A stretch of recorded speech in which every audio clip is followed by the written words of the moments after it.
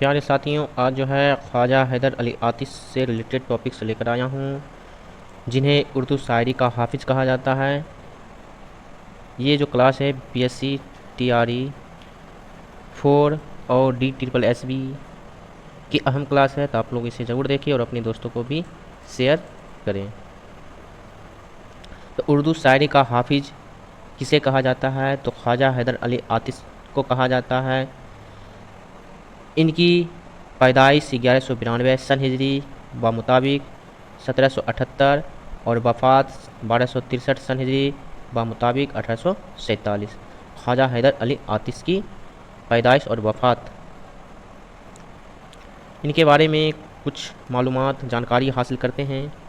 तो आतिश का नाम ख्वाजा हैदर अली आतिश था और आतिश क्या है? इनका तखल्लुस है।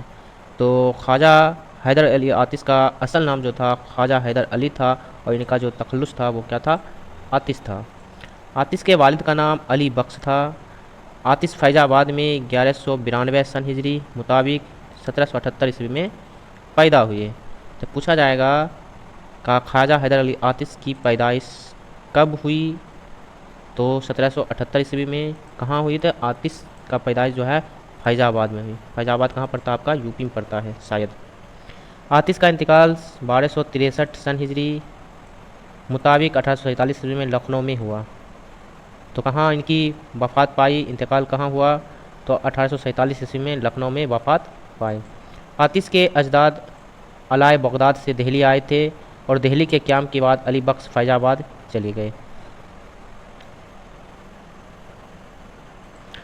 आतिश ने गज़ल के सिवा कुछ नहीं लिखा। तो आतिश के बारे में पूछा जाएगा ऐसे कौन से शायर हैं जो गज़ल के सिवा ना नज़्म, ना रुबाई, ना मसनवी कुछ भी ना लिखा? तो वो आपका जो है ख्वाजा हैदर अली आतिश का नाम आता है। आतिश नवाब मिर्ज़ा मोहम्मद ख़ान तुर्की के दरबार से वाबस्ता थे और तुर्की के साथ ही 29 साल की उम्र में लखनऊ आकर उन्होंने मशफ़ी की शागिर्दी इख्तियार कर ली। पूछा जाएगा आतिश जो है किस के दरबार से वाबस्ता थे? तो मिर्ज़ा मोहम्मद ख़ान तुर्की, और तुर्की के साथ ही कितने साल तक अपनी उम्र गुजारी? तो 29 साल तक अपनी उम्र गुजारी। कहाँ? लखनऊ आकर उन्होंने मौसाफ़ी की शागिर्दी इख्तियार की। आतिश और नासिक में अदबी चस्मक था। ये पूछे जाते हैं ऐसे कौन से शायर के साथ आतिश का अदबी चस्मक था? तो वह आपका क्या है? नासिक। आतिश हर वक्त अपने साथ तलवार रखते थे और मुशायरों में भी ले जाते थे। आतिश फ़कीराना ज़िंदगी गुजारते थे। जिस्म पर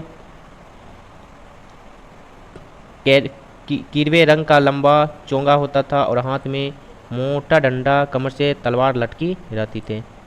तो यह है गिरवे। गिरवे जो होता है, गिरवे रंग जो होता है वो आपका है, ठीक है, जिस पर गिरवे रंग का लंबा क्या था? चोंगा होता था और हाथ में मोटा डंडा और कमर पे क्या होती थी? तलवार लटकी होती थी। आतिश को कबूतर पालने का बहुत शौक था। यहाँ पूछा जाता है कि ऐसे कौन से शायर को कबूतर पालने का बहुत शौक था? तो आतिश को, ख्वाजा हैदर अली आतिश। आतिश भंग, चरस, अफीम पीते थे, हुक्का मुँह से लगा ही रहता था। आतिश का ताल्लुक़ दबिस्तान लखनऊ से थे। अब यह ऐसे शायर का नाम बताया जो जिसका ताल्लुक़ दबिस्तान लखनऊ से है। तो ख्वाजा हैदर अली आतिश का ताल्लुक़ जो है लखनऊ से था। आतिश ने शायरी को मुरस्सा साजी का नाम दिया। ये आपको पूछा है मुरस्सा साजी का नाम किसने दिया था? तो आतिश लखनवी ने दिया। आतिश के शागिर्द रंदे सबा खलील, नवाब मिर्ज़ा शौक, पंडित दयाशंकर नसीम थे।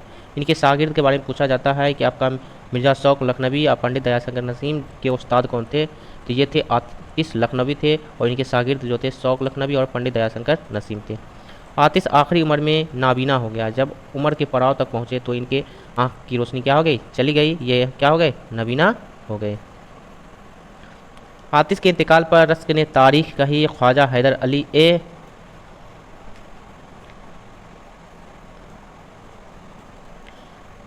आतिश के कारनामे। आतिश की उर्दू कुल्लियात 2 दीवानों पर मुश्तमिल है। पूछा जाएगा उर्दू कुल्लियात जो है कितने दीवानों मुश्तमिल है आतिश के? तो 2 दीवानों पर मुश्तमिल है। पहला दीवान उनकी ज़िंदगी में ही शाये हो चुका था और दूसरा दीवान उनकी वफ़ात के बाद मीर दोस्त अली खान ने मुरतब करके पहले दीवान में क्या किया था? इसको शामिल कर लिया था। पहले दीवान जो शाये हुआ था उसमें इसको क्या कर लिया? शामिल कर लिया था। तो आतिश के कितने कुल्लियात हैं? तो 2 कुल्लियात के 2 दीवान हैं। उर्दू कुल्लियात के कितने दीवान हैं? 2 दीवान हैं। मुंतखब अशआर है। जहाँ जहानों कार जहाँ से हूँ बेखबर मैं मस्त, ज़मीं किधर है कहाँ आसमां नहीं मालूम, ज़मीन चमन गुल खिलाती है क्या क्या, बदलता है रंग आसमां कैसे कैसे। ये आपके पूछे जाते हैं। ये शेर किसका है? ज़मीं चमन गुल खिलाती है क्या क्या, बदलता है रंग आसमां कैसे कैसे। तो ये जो है मिर्ज़ा आतिश लखनवी का है। ठीक है। ना गौरे सिकंदर ना है कब्रदारा, मिटे नामियों के निशान कैसे कैसे, ये भी पूछे जाते हैं। बंदिशे अल्फाज उड़ने से नगों के कम नहीं, शायरी भी काम है आतिश मुरस्सा साज का। तो मुरस्सा साज का इस्तेमाल कहाँ किया, किसके यहाँ किया जाता है? आतिश लखनवी के यहाँ किया जाता है। यह आरजू थी तुझे गुल के रूबरू करते, हम और बुलबुल बेताब गुफ्तगू करते। ये भी आपके अशार पूछे जाते हैं। ये अशार, ये शेर जो है किसका है? तो आतिश लखनवी का है। हर सब बेबारात है, हर रोज़ रोज़ ईद है, सोते हैं हाथ गर्दन मीना में डालकर, एक मुस्ते अस्तखां पे ना इतना गरूर कर, कब्रें भरी हुई है अजामे रबीम से, जब देखिए कुछ और ही आलम है तुम्हारा, हर बार अजब रंग है हर बार अजब रूप, ना पूछो मेरा हाल जो बे खुश्क शहरा हूँ, लगा कि आग मुझे कारवां रवाना हुआ। ये जो थे मुंतखब अशार आतिश लखनवी का था, ख्वाजा हैदर अली आतिश का था। आतिश के मुतालिक मुख्तलिफ आरो ख्यालात। तो नज़रिया किसका है? तो फ़िराक ने आतिश को इखलाकी शायरी का बादशाह कहा। अब इखलाकी शायरी का बादशाह किसे कहा जाता है? तो आतिश लखनवी का कहा जाता है। और ये ख्यालात किनका था? फ़िराक गोरखपुरी का था। मशफ़ी ने आतिश को वजीहा मेहनतुल अखलाक लिखा है। तो किसने लिखा है? मशफ़ी ने। अब्दुल सलाम नदवी ने आतिश को उर्दू शायरी का हाफिज़ कहा है। तो उर्दू शायरी का हाफिज़ शायर किसे कहा जाता है? तो ख्वाजा हैदर अली आतिश को कहा जाता। और ये कौल किसका है, नज़रिया किसका? अब्दुल सलाम नदवी का है। आतिश के कलाम में तरसे हुए अल्फाज आबेदार मोतियों की तरह लड़ी में पिरोए हुए मालूम होते हैं। ये किसका ख्याल है? राम बाबू सक्सेना का ख्याल है।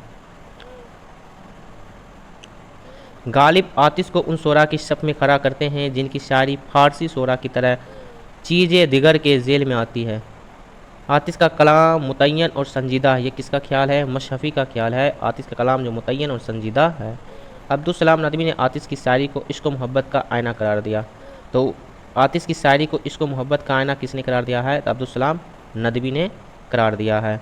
और अब्दुल सलाम नदवी ने ही शायरी का हाफिज़ शायर कहा है, आतिश लखनवी को कहा है।